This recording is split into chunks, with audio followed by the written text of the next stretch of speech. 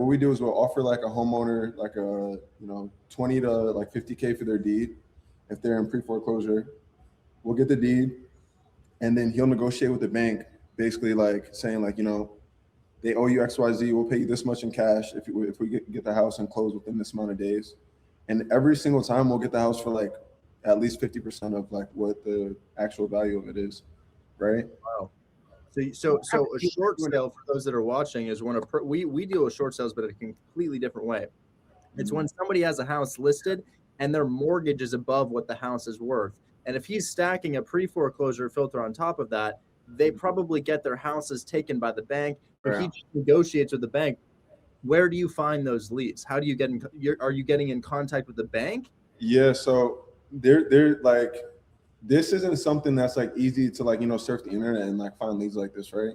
Yeah. So I would say for the most part, it's word of mouth. The best thing for like, in my experience, has been like partnering with like an attorney, like a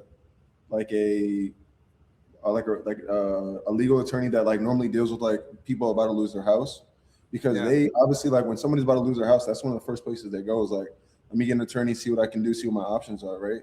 So when you partner with guys like this, they're like, all right, I have so-and-so, this is the case with their house, like they'd probably be willing to take this much, because if you're a homeowner and you're about to lose your house, you don't want to go into foreclosure, right? So what I do is like mutually beneficial is, look, here's 30K.